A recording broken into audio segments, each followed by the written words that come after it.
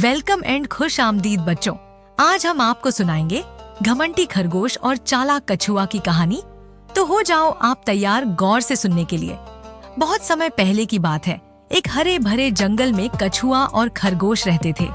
खरगोश अपनी तेजी के लिए जाना जाता था, जबकि कछुआ अपनी धीमी चाल के लिए। दोनों के बीच अक्सर बहस होती थी कि कौन तेज है।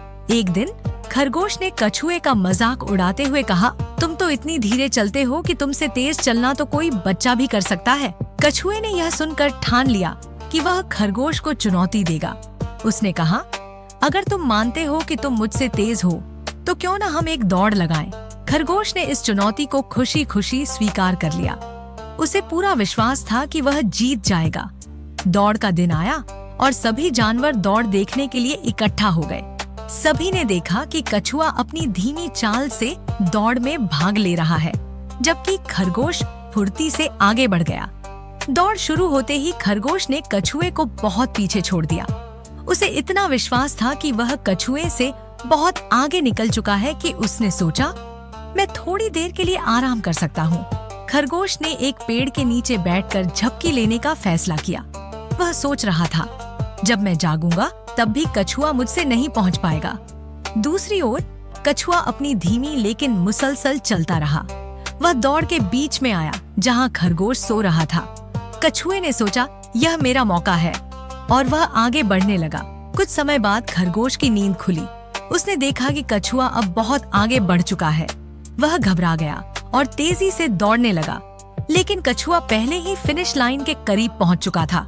खरगोश ने अपनी सारी ताकत लगाई, लेकिन वह कछुए को नहीं पकड़ सका। अंततः कछुआ फिनिश लाइन को पार कर गया और जीत गया। सभी जानवर तालियां बजाने लगे और कछुए को बधाई दी। खरगोश को अपनी गलती का एहसास हुआ और उसने कछुए से कहा, मुझे माफ करो, मैंने तुम्हारी क्षमता को हल्के में लिया। कछुए ने मुस्कुराते हुए कहा, धीरे धीरे चलने का मतलब यह नहीं है कि मैं हार मानूंगा।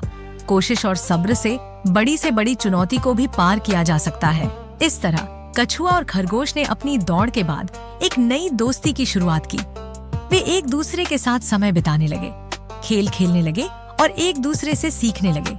जंगल में सभी जानवर उनकी दोस्ती की कहानियां सुनाने लगे। इस कहानी का अंत यह है कि कभी कभी तेजी में नहीं बल्कि कोशिश में जीत होती है, और सच्ची दोस्ती वही होती है जो हमें हमारी कमजोरियों को स्वीकार करने और एक दूसरे से सीखने का मौका देती है। अगर आपको वीडियो अच्छी लगे और आपको कुछ सीखने को मिला तो वीडियो को लाइक करके अपने दोस्तों को शेयर कर दे। शुक्रिया।